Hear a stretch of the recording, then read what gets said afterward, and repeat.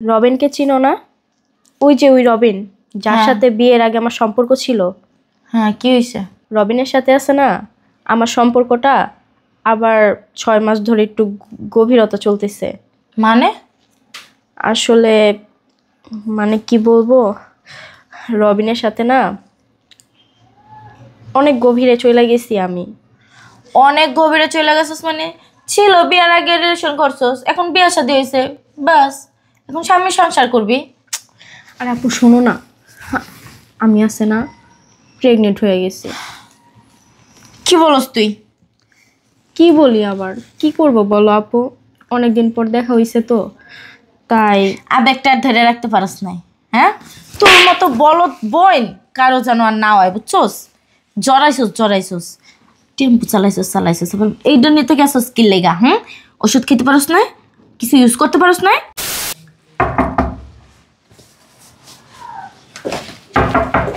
আপু আইসা বসছে বোধহয়। আরে আপু তুমি আইসা পড়ছো, আসো আসো ভিতরে আসো, বসো না এখানে। আরে কি হয়েছে বলতো, সমস্যা কি? আপু তোমাকে যে কথাটা বলার জন্য আমি আসতে বলছি, আসলে আমতা আমতা করতেছস কেন? কি হয়েছে? হাত কসলাইতেছস কেন বল? ওই যে রবিনকে চিনো না?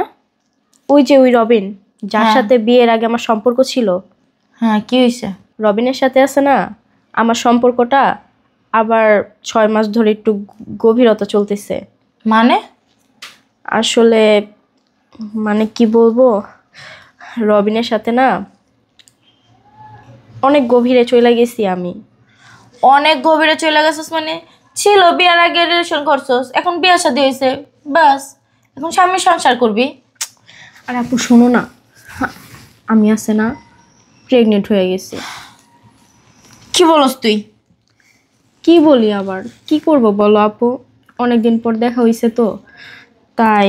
আবেগটা আর ধরে রাখতে পারস নাই, হ্যাঁ? তোর মতো বলদ বোন কারো যেন আর না হয়, বুঝছস? জড়াইছস টেম্পু চালাইছস আবার এইটা নিয়ে তো গেছস কি লেগা? ওষুধ খেতে পারস না, কিছু ইউজ করতে পারস না? আপু আমার না খেয়াল ছিল না। খেয়াল থাকবে কেমনে, হ্যাঁ? দাঁড়ে পাইছো রসমালাই, পাইছো আর ধরে নিয়ে খাইছো। আর আপু আস্তে, আমার শ্বশুর ভিতরে আছে, শুই না ফেললে তো ঝামেলা হয়ে যাবে। শোনক তাদের গুণধরী বৌমা কি করছে। আর আস্তে কথা বলো না, এত জোরে কেন কথা বলতেছো? তোমারে আমি আরো আনছি যে আমার এই বিপদ থেকে কিভাবে উদ্ধার করবে একটা বুদ্ধি দিবা, তা না কইরা তুমি আর চিল্লায় বলতেছো। আর কম করছস, মানে কিভাবে যে আমি ঢাকমো একটু চিন্তা ভাবনা তো করতে দিবি। চিন্তা ভাবনা তুমি পরে করবা, আগে আমার তাড়াতাড়ি বলো তো। যদি আমার শ্বশুর কোনোভাবে জানে না তাহলে তো মনে করো আমার আর এই সংসারে থাকা হইব না। তোর সংসার করার উপযুক্ত না, যাবি কে তোর রবের নেতারে? সমস্যা কি?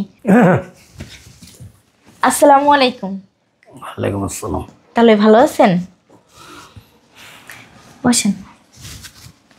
আপনার শরীরটা সুস্থ? কেন আসছো? ওই আর কি, বোনটারে দেখতে ইচ্ছে করলো তো তাই। দেখতে আসছো নাকি খবর দিছে? না না, আর কি এমনি এই রাস্তা দিয়ে যাইতেছিলাম তো ভাবলাম যে তাহলে ওর সাথে একটু কথা বাঁচতেছে কেন এরকম? ওই যে ঠান্ডা সমস্যা তো। ঠান্ডার সমস্যা? এতক্ষণ ছিল না, এতক্ষণ তো অনার্গল কথা বললা, আমার সমস্যা ছিল না। এখন আমার সাথে কথা বলতেছো, এখন তোমার ঠান্ডার সমস্যা, সর্দির সমস্যা, জ্বর আসছে, কালকে রাত্রে মাথা ব্যথা হয়েছিল, রাস্তায় আসার সময় একটু উষ্টাকায় পড়ে গেছিলাম, এই নানান রকমের অজুহাত আর কি। না না আব্বা আপনার কি কিছু লাগবে? লাগবে কি? 1 বোতল বিষ। মানে তাহলে কি বলতেছেন এগুলো? পারবা আইনা দিতে? বিষ কেন আপনাকে দিব? এছাড়া আর কোনো রাস্তা নাই তো। কেন তাহলে এভাবে কেন কথা বলতেছেন? ভালো করে জানো এইভাবে কেন বলতেছি। যাই না, যদি না জানার ভান ধরো তাহলে তার কিছু করার নেই, আছে? আপনি কি জানেন তাহলে কি বলতেছেন এগুলো?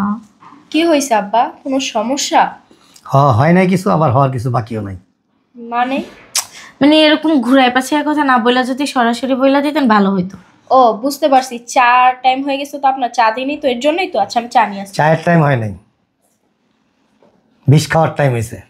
এই সময়টা এখন বিষ খাওয়ার, আর নতবা আত্মহত্যা করার, আর নতবা ছাদের উপরে গিয়ে লাফ দেওয়ার, আর নতবা নিজের মুখটা লুকায় রাখার। তাহলেই আপনি যে কি কথা বলতেছেন আমি মানে বুঝতে পারতেছি না। বুঝতেছো? কিন্তু না বোঝার ভান ধরতেছ। শোনো, মানে কি? আমি একটা কথা বলি, একটা লোক যদি ঘুমায় থাকে না, যত কঠিন ঘুম ঘুমাক তারা কিন্তু ডাইকা উঠানো যায় এক সময়।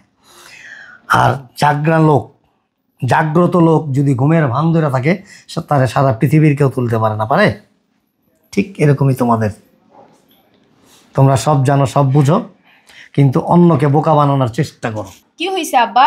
আপনাকে কি কেউ কিছু বলছে না আপনার ডোন্ট টাচ মি, গায়ে দিবা না তুমি আমার। কেন আব্বা আপনার গায়ে টাচ করব না আমি? আপনার ছেলে তো আমাকে বিয়ে করে রেখেই গেছে যে আপনাকে সেবা যত্ন করার জন্য।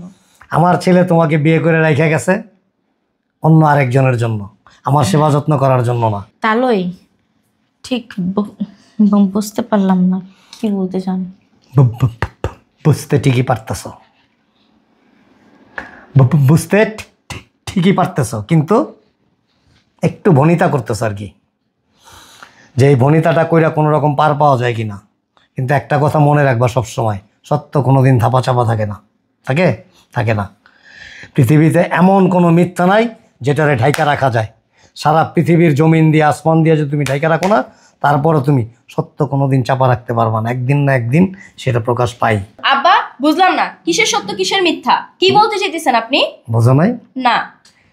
যাক, তোমরা ভনিতা করছো ঠিক আছে, কিন্তু আমি আর ভনিতা করতে ইচ্ছুক না। কারণ কি জানো, এই যে এতক্ষণ যে তোমাদের সাথে কথা বললাম না, আমার রুচিতে পারছে, তারপরে বললাম কেন, ওই যে মানে একদিন না একটা সময় আমার ছেলে তো তোমাকে বিয়ে করছিল, ঠিক আছে? তো তোমরা এখন এখান থেকে চলে গেলে আমি খুশি হব, কারণ ওই অন্যের বাচ্চা তোমার পেটে নিয়ে আমার বাড়িতে আমার ছেলের পরিচয়ে জন্মগ্রহণ করবে, এটা আমি কখনো কোনো অবস্থায় মেনে নিতে পারবো না। ওই অবৈধ সন্তানের পিতা আমার ছেলে হবে, কোয়াইট ইম্পসিবল। আরে আব্বা কি বলতেছেন? আমার পেটে যদি বাচ্চা থেকে থাকে তাহলে আপনার ছেলের বাচ্চাই থাকবে আর আপনার বংশের প্রদীপ থাকবে। ঠিক বলছেন তালই, কারণ আপনার ছেলেরই সন্তান ওর পেটে। আমার বংশের প্রদীপ ঠিক আছে, কিন্তু ওই প্রদীপে তেল আরেকজনের। সো আরেকজনের তেল দিয়া আমার বাড়ির প্রদীপ জ্বালানোর মিথ্যা চেষ্টা করে কোনো লাভ নাই। তোমরা কি মনে করছো আমি কোনো কিছু জানি না, কোনো কিছু শুনি নাই? তোমরা দুইজনে বসে এখানে যে আলাপ আলোচনা করছো, আমি সব ওইখানে দাঁড়ায় শুনছি। সো ওই যে একটু আগে বললাম না আমি, যে সত্য কখনো ধামাচাপা দিয়ে রাখা যায় না, কোনো না কোনোভাবে আল্লাহ পাক এটারে কি করে, প্রচার করায়। তালই ও ছোট মানুষ, না জেনে একটা ভুল করে লাইছে, এবার মতো মাফ করে দেন। ছোট আব্বা এই, আমার ভুল হয়ে গেছে, আপনি আমার মাফ করে দেন প্লিজ আব্বা। গায়ে দিবা না, তোমার ওই অপবিত্র শরীর আমার পবিত্র শরীরের সাথে টাচ করবা না, খবরদার, বি কেয়ারফুল। আর ওই যে তুমি বললা না ছোট, ছোট কাকে বলে জানো? ছোট্ট মানে শারীরিক সম্পর্ক কি বুঝে না, বেডে যাইতে হয় কিভাবে এটা বুঝে না, তাকে ছোট বলা যায়। তোমার বোন তো অলরেডি প্রেগনেন্ট হয়ে গেছে, এটা তুমি ছোট বললে কি সমাজে বিকাইতে পারবা? ওই আর কি হাতে পায়ে লম্বা হয়ে গেছে, মানে অত একটা বুদ্ধি হয় না। না না, বুদ্ধি না হইলে এমনি এমনি প্রেগনেন্ট হয়ে গেছে, বুঝো না? মোবাইলের মাধ্যমে বিকাশে পাঠিয়ে দিছে, ঠিক আছে? আমি আশা করি তোমার যথেষ্ট বুদ্ধি আছে, বিবেক আছে, তুমি সব বুঝো, সব জানো। সো এই যে আমার দিকে তাকাও, বাকিটা তুমি ওরে বুঝাই দিও। আমার বাড়ি থেকে এখন গেলে আমি খুশি হব। সব দোষ তোর, বুঝছস নাই? তোরা কইছে একটা বুদ্ধি দে, তোরা জাল লেগে আনছি, তুই তা না কইরা চিল্লা একবার বলতেছস, পারস না যে পাশের বাসা পর্যন্ত আউট যায়। এই যে এই শুটিংটা আপনার বাসায় যায় করেন, বিয়াদব। এই যে যান যাইতেছি। আপনার বাসায় গিয়ে সুন্দর করে বৈশা বুঝান গা। প্রয়োজনে 100 টাকার বাদাম কিনে নিয়ে দেন, যাওয়ার সময় 2 বোনে ছিলবেন, খাইবেন, আর সুন্দর করে বুঝাই দিবেন। থাক, কলঙ্কিনী পুরামুখী।